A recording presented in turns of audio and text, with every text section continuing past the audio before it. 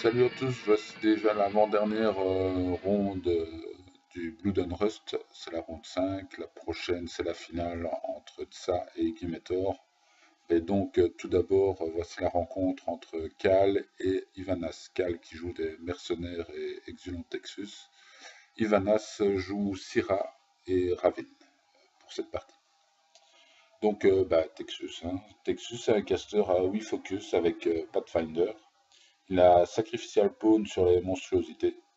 Il permet à son battle group de charger ou de courir sans dépenser de focus s'il a un ennemi dans sa command range. Donc c'est 10 pouces. Il peut arcnoder des sorts au travers de son battle group, mais ça cause 1 des 3 PV à l'arcnode. En sort, il a décélération, c'est plus 2 armures sur les range et magic attack dans sa contrôle, dans la control range du caster. Sinon, il a Exblast, qui est une AE3, range 10, peau 13, qui enlève les upkeep et les animus ennemis sur directly hit. Influence, il prend le contrôle de Warrior Model, non Warcaster et Warlock évidemment, et il lui fait faire une attaque. Psychochirurgie, Psychosurgerie, c'est soit une D3 plus 1 point de vie sur chaque modèle du battle group dans sa control range. Rampager, il prend le contrôle d'une Warbeast ennemie à 10 pouces. La Warbeast fait une full advance et une attaque basique. Pas de free strike pendant le mouvement, pas d'animus utilisable et pas de boost pour la touche ou les dommages. Et sinon, il a un télékinésis qui place la cible complètement à 2 pouces. Son feat, c'est il push tout le monde de 2 pouces, tout ce qui n'est pas Warcaster en tout cas, dans sa control range. La Theme Force est Operating Theater. C'est une monstruosité gagne hyper agressive, donc elles font une full advantage vers celui qui lui fait des dégâts. Et une unité de Cephalix, Mine Slaver et Drudge gagne Ambush. Alors Ivanas lui joue Ravin. Ravin c'est un caster qui a 6 focus avec Dual Attack, Quick Work, Sprint et Swift Hunter. Ces tirs sont range 12 pour 12 qui peuvent devenir des AO3, enfin son tir est un range 12 pour 12 qui peut devenir AO3 pour un focus. Et tous les blasts sont pour 12. Tous les blasts damage. Donc sinon il a Treasure sur son attaque qui est Weapon Master pour 13. En sort il a un Counter Mesure. C'est un upkeep qui empêche la cible de ce sort de se faire tirer dessus à plus de 5 pouces. Locomotion, le caster peut dépenser jusqu'à 3 points de focus. Et alors les Warjacks ciblés du Battle Group, le Warjack ciblé du Battle Group peut avancer de 1 pouce par point. Oula, c'est dur aujourd'hui. Par point de focus dépensé. Et une fois par Warjack évidemment. Alors l'Open Fire, c'est le sort suivant. Open Fire, c'est il cible un Warjack de son Battle Group et celui-ci peut faire une attaque de mêlée ou une range attaque une fois par tour. Sinon, il a aussi Snipe, c'est plus 4 chez les armes à distance, c'est un upkeep. Et en dernier, il a Veil of Mist, qui est un upkeep qui permet de placer une AOE4 dans la control range du caster. C'est un cloud qui bloque les lignes de vue adverses, mais pas celles des Friendly Factions. Et dedans, ces derniers, donc les Friendly Factions peuvent traverser les obstructions et les modèles amis s'ils le font complètement, ainsi qu'ils gagnent Pathfinder aussi dans Star Wars. Star Wars fait pas mal de choses en fait. Sinon en fit dans la control range de Ravin, les Friendly Faction Model gagnent leur jet de range attack boosté et Swift Hunter. Alors sinon la Theme Force c'est Shadow of the Retribution, donc les Warrior Model gagnent Takedown. Et une unité de Mage Hunter infiltrateur sans command attachment peut venir en ambush. Voici donc pour la présentation. Maintenant, go pour le tour 1 mercenaire.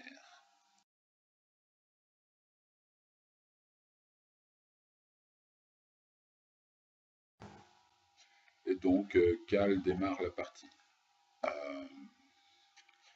Donc, il fait une attribution de focus. Il va donner 2 focus à chaque breaker parce que ceux-ci gardent le focus tout au long de la partie. Alors là, ce sont des céphalix qui courent, hein. Il y a deux sortes d'unités, il y a les slivers et les benders. Euh, je pense que la première là-bas, ce sont des benders, mais je ne suis plus sûr.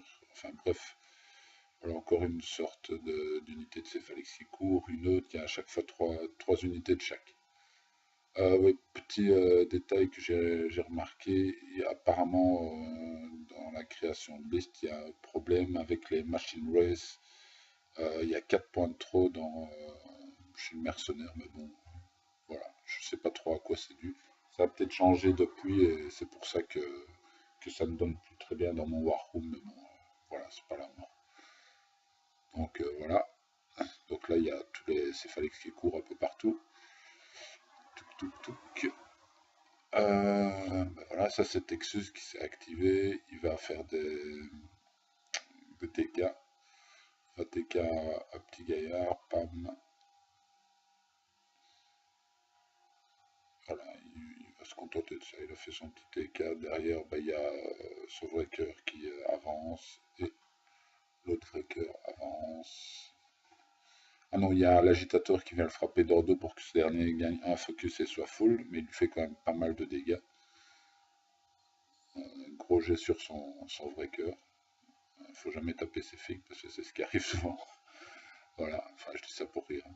Donc voilà, l'autre vrai cœur avance, ça c'est le machine race, il va courir, l'autre machine race court de l'autre côté, les overlords courent, et tout a couru, et c'est au tour de Ivanas de jouer.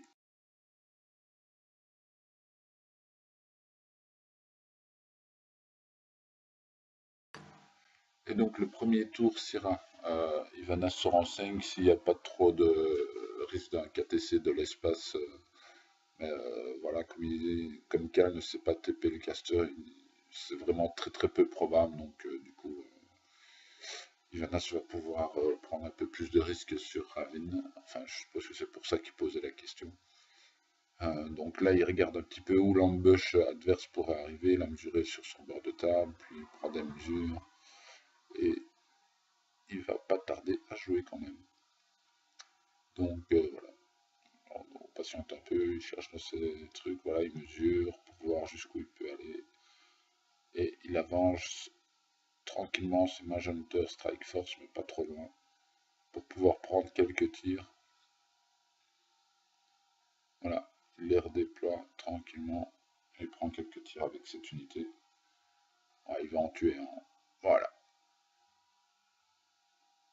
Derrière, bah, sur les infiltrateurs, là, qu'on on voit qu'ils bougent.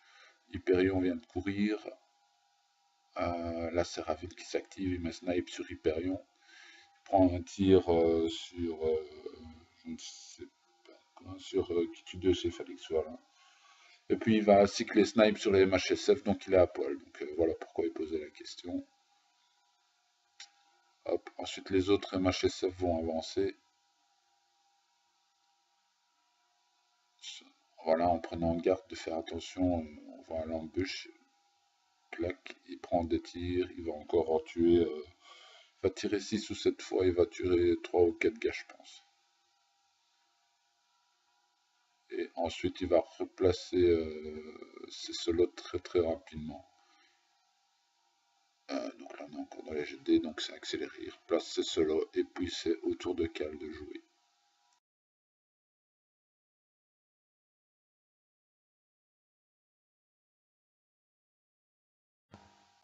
C'est donc le tour 2 de Cal.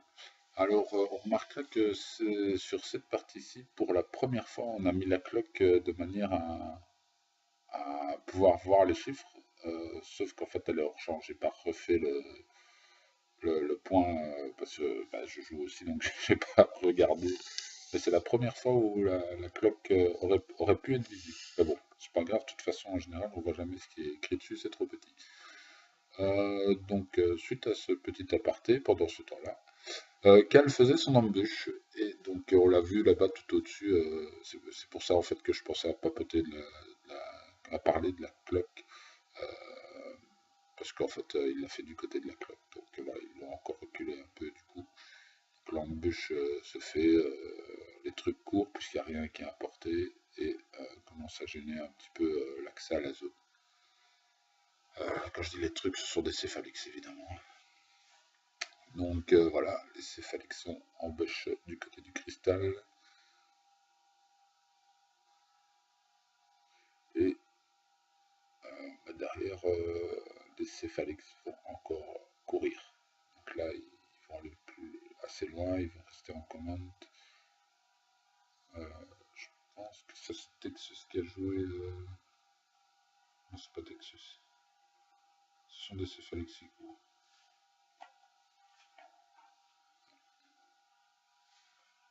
Ouais, des céphalix courts, des céphalix courts, des céphalix courts. En fait, voilà. Il va nasser hors tritranche adverse, donc on fait courir du céphalix. Voilà. Donc après ça, qu'est-ce qui se passe? Ah ben, on va encore faire courir une unité de céphalix. C'est un petit peu comme un match Crix, hein. Quand ils jouent full ben, ce sont des bennes qui courent. Ici, ce sont des céphalix. Voilà. Mais bon, il y a beaucoup. Donc là, c'est un breaker qui avance juste à côté de l'obstruction. Texas va s'activer vers le TK, puis il va l'endommager pour faire un arc node et TK encore un dredge, voilà. Et ensuite, Texas va bouger en lançant décélération, si je ne dis pas de bêtises. Je vérifie. Non, il lance pas de décélération, donc il bouge juste. Le second breaker va avancer aussi. Incessamment sous peu, je pense. Voilà. Clac. Et derrière, du céphalix va courir. Hein. Ça faisait longtemps que du céphalix n'avait pas couru.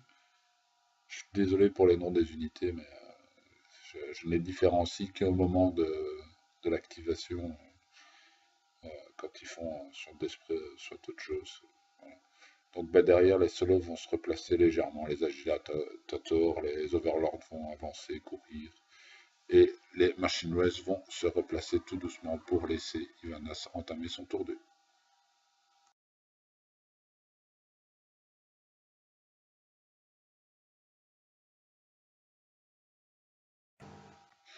Donc Ivanas commence par la vieille blague, embûche de l'embûche. Hein, donc là, il prend d'abord des mesures, il enlève les arbres après les avoir fait tomber avec le maître. Voilà, et ensuite, voilà, embûche de l'embûche. Ça, c'est une vieille blague qui est toujours bien rigolote. Et il n'a pas upkeep snipe, et c'est tout, il n'a pas distribué de focus non plus, il a tout gardé pour Ravin. Ravin est une femme à poil égoïste, elle garde tout son focus pour elle, voilà. Enfin, une elfe, pardon, pas une femme. Et donc, comme l'embûche, il va faire les attaques directement, il va aller derrière, il va tuer quelques gars.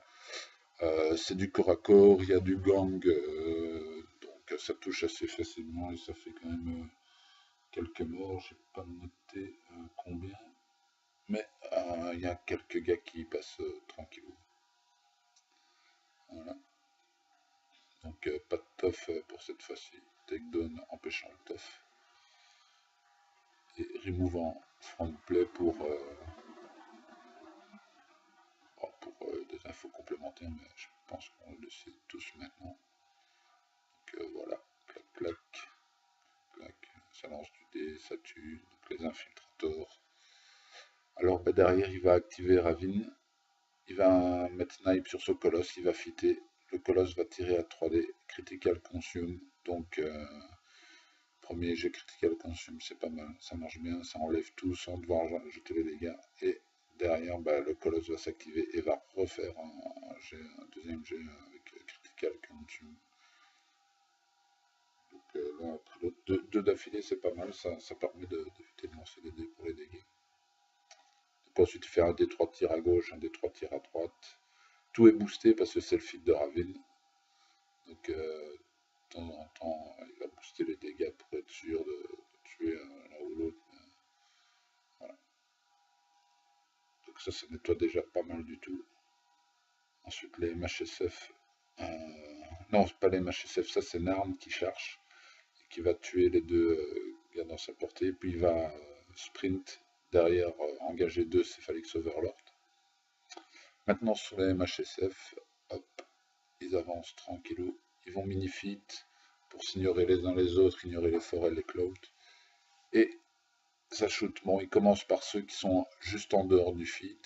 Et ensuite, voilà, on va passer bientôt sur les lancers à 3D. Malgré tout, ça nettoie presque entièrement la zone. Donc voilà, il y en a juste un qui toffe et un qui est en bord de zone en bas, et un Cephalix Overlord, mais ça a super bien nettoyé de ce côté-là. De l'autre côté, là, c'est Eris qui va prendre un tir avec sa rat 9 boosté, bah, ça fait mal, et puis c'est un des 3 points de vie, pas de tof, donc ça tue. Les Spears vont charger, elles seront un peu plus malheureuses sur leurs attaques de charge, mais elles vont quand même réussir à tuer 2 gars. Ensuite, bah, il reste encore une unité de MHSF, je pense. Et voilà.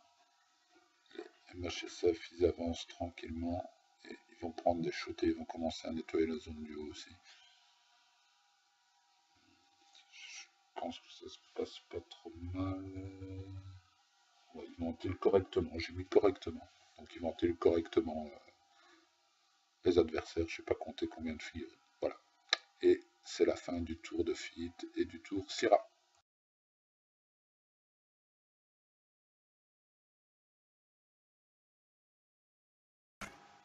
Donc le tour 3 commence, et petite précision sur les tirs qui ont critical consume, donc remove from play, il y a 2 chefs d'unité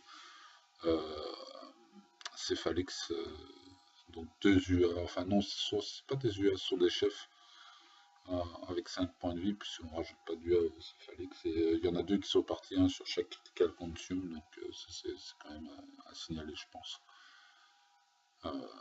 Donc voilà, donc bah, Cal regarde un petit peu ce qu'il va faire, il a quand même pris une solide avoinée là, perdu pas mal de modèles, et donc il cherche, il mesure, il regarde, et là voilà, il va faire un plus de dégâts avec un agitateur qui bouge derrière, et ensuite le vrai cœur va charger pour avoir les MHSF. Il charge gratuitement parce qu'il y a un ennemi dans les 10 pouces de Texas, et en plus il va faire un Treasure.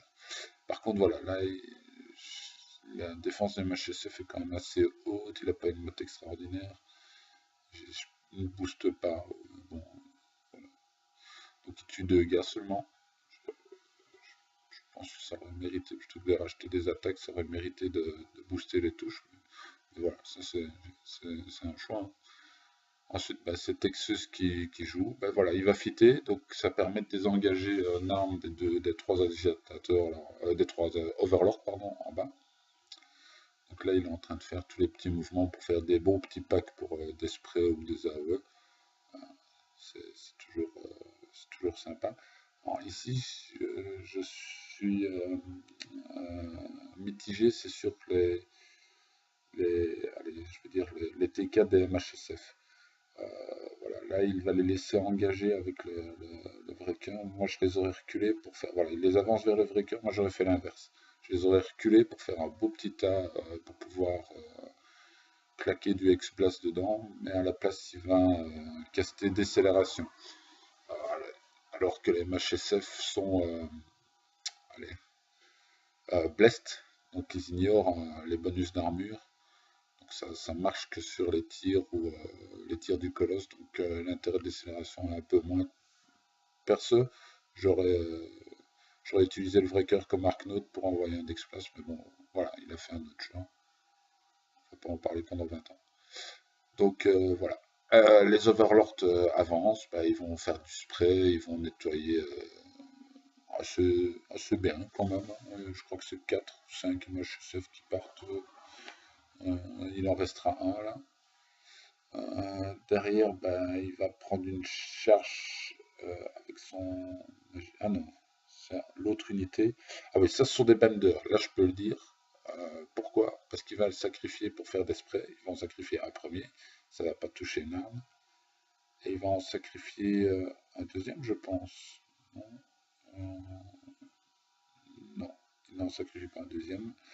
L'agitateur va tenter de charger Narn, mais Narn est en forme, il résiste bien, il ne meurt pas. Et de l'autre côté, je pense, ce sont encore des benders qu'il est en train d'activer. Et il va faire les AOE4, donc le gars explose et fait une AOE4 peau douce, et donc ça tue quand même pas mal autour de lui. Voilà. Hop, là, ça tue encore, mais je ne sais plus. Et j'ai perdu ma ligne. Donc voilà. Ah oui, c'est la seconde unité d'Overlord qui a avancé, un fait d'esprit. Et donc voilà. Ça score 1-0 pour notre ami le mercenaire, car le Magenter est en dehors.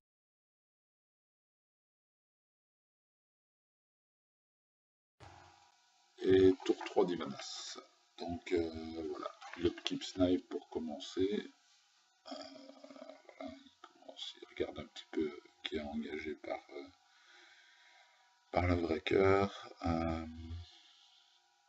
Il proxite Narn pour voir où il pourrait éventuellement le mettre, puisque Narn il a péri et acrobatique, enfin bref, Narn est cool. Voilà, pour résumer. Et donc il prend toutes sortes de petites mesures pour ordonner un peu son tour qui va arriver. Donc il va commencer notre GT d'Upkeep Snipe. Et il regarde un petit peu où il pourra mettre du tir de colosse, hein, voir s'il a du monde en dessous, mais je crois que là il n'en a pas tant que ça, donc voilà. Ensuite, ben voilà, on arrive au MHSF qui s'active et qui vont prendre des tirs sur du Céphalix pour changer. Donc ça va tirer, ça va toucher pas trop mal, ça va, voilà, ils vont s'enlever, il n'y aura pas trop de tough, je crois que c'est un ou deux maxi. Voilà, c'est une tough, puis après il va avoir du mal à le tuer avec les jets de dégâts un peu bas, mais il va finalement y arriver. Donc ensuite, c'est Narn, regarde s'il a une ligne de vue, il ne l'active pas tout de suite. Alors oui, les autres MHSF, ils vont se coller base to base autour pour fermer les lignes de vue et permettre à ceux de derrière en fait de faire des mouvements et de, je vais dire, déborder un petit peu. Ils étaient tous engagés, mais en fermant les lignes de vue, ça leur permet de bouger et d'aller chercher des tirs quand même. Donc voilà, c'est pas mal fait. Et derrière, on voit qu'il laisse la place à Hyperion pour venir sur le Wrecker. Donc ceux qui peuvent tirer, tirent. Il ne fera pas d'attaque sur le Wrecker au corps à corps, ça vaut pas la peine. Ils vont tuer l'agitator et un autre gars. Eris va tirer et tuer le Machine Race là-bas au bout, je pense. Je crois que j'étais un peu vite. C'est d'abord les Spears qui se sont activés et qui ont tué un ou deux gars. Voilà. Et voilà, l'arcaniste s'active, met plus de dégâts à Hyperion. Hyperion charge. Et au bout de ces 2 ou 3 attaques, je pense, qu'il avait peut-être eu un focus, il explose littéralement le Wrecker sans trop de soucis. Ensuite, Ravin il va faire un open fire et prendre un tir boosté sur quelques. Pas boosté parce qu'on ne peut pas booster l'open fire. Voilà. Donc voilà, il va tuer un ou deux gars. Derrière, ce sont les agitateurs là-bas qui se lancent à l'assaut. Ils chargent de l'Overlord. Et où ils courent, il y en a qui courent pour. Voilà. Et ça tue deux Overlords. Derrière, Narn va bouger dans le dos de l'agitateur qui l'engageait et l'exécuter proprement. Et c'est donc la fin du tour.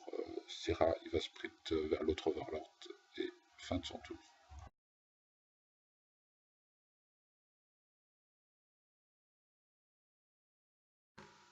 C'est donc toujours 1-0 pour les mercenaires, mais là il vient encore de reprendre je vais dire une deuxième grosse phase d'attrition quand même, hein. Mais malgré tout, il va tenter des choses, il va commencer par activer les overlords du haut là-bas. Ils vont avancer, ils vont pouvoir spray sur les spears. Et je pense les spears c'est Iris. Ouais, et Iris, voilà. Et il va tuer Iris, mais il va rater 2 spears avec le premier spray. Et le second spray tuera encore un spear sauf Syrah. Hop. Ensuite, voilà, c'est les Bender, il regarde un petit peu ce qu'il peut faire.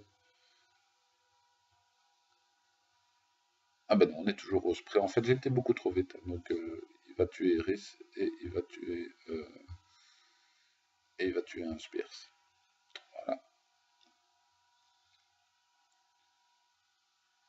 Mais voilà, là, il active les Bender en bas qui vont s'exploser dans les MHSF. Donc voilà, ça tue assez facilement. Machine Wave va venir pour contester la zone tranquillou. Et l'Overlord survivant va essayer de faire un spray maximisant le nombre de personnes en dessous. Malgré tout, la def Syrah est quand même assez élevée, donc il n'en tuera pas autant qu'il veut, mais il va en tuer 2-3, je pense.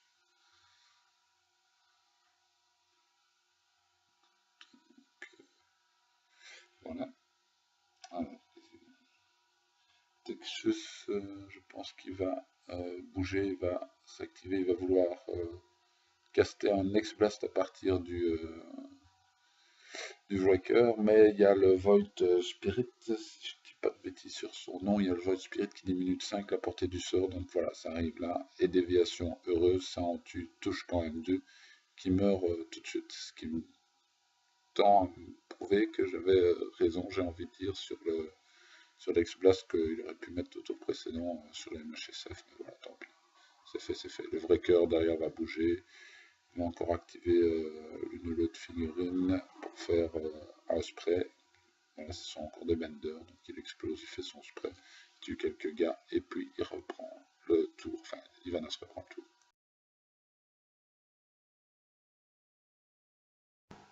C'est donc le tour 4 d'Ivanass, et c'est encore, enfin, c'est toujours plutôt 1-0 pour Cal.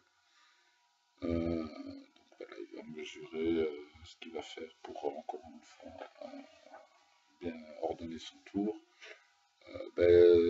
Ça c'est une vengeance des Spears en tout premier. Hop, ça va déjà tuer un petit gars. 1 sur 2 en fait. S'il reste 2 Spears. Et donc là il regarde pour Hyperion. Il se focus. Je pense pas qu'il entretienne Snipe. Non, il n'entretient pas. Et voilà, là, les infiltrateurs ils vont charger l'objet. Les 4 restants, mais là il y en a un qui prend une free strike parce qu'il a. Voilà, et ça tue l'infiltrateur. Les autres vont défoncer l'objectif en 2 attaques. Les MHSF survivent. Non, Narn d'abord va aller se faire l'UA de Bender survivant. Voilà, il va le tuer en 2 attaques. Il va sprint. Derrière les MHSF vont se placer et vont les prendre des shoots sur le Machine Race. Donc celui qui est tout seul shoot le Machine Race tranquillement. Les 2 autres vont combine et vont laisser sur un point de vie l'Overlord. Voilà. Là c'est comment il s'appelle lui?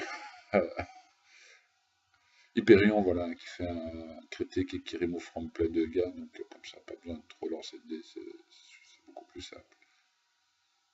Il va prendre un des 3 tirs, mais il ne les fera finalement pas, parce que bon, dans la tranchée, tout ça, ça sert à rien, pas de temps à perdre là-dessus. Les Spears, comme ils ont Reach 2, bah voilà, ils s'activent, ils bougent, et ils vont nettoyer la zone. Et comme ils sont deux, il va pouvoir marquer dedans aussi. Là déjà, avec l'objet, la zone carrée, la zone ronde, on est à 3 points. Et Ravine va s'activer, se mettre snipe, elle est juste hors killbox. Malgré tout, elle est encore un peu trop loin pour l'agitateur, pour l'Overlord là. Et elle va dévier de 1 dans le 1, le toucher, booster, le tuer, et donc mettre son 4e point sur ce tour-ci, puisqu'il y a l'unité complète de MHSF dedans. Et les derniers MHSF survivants de l'autre unité vont aller engluer le Breaker. Et puis il va passer son tour en marquant un 4.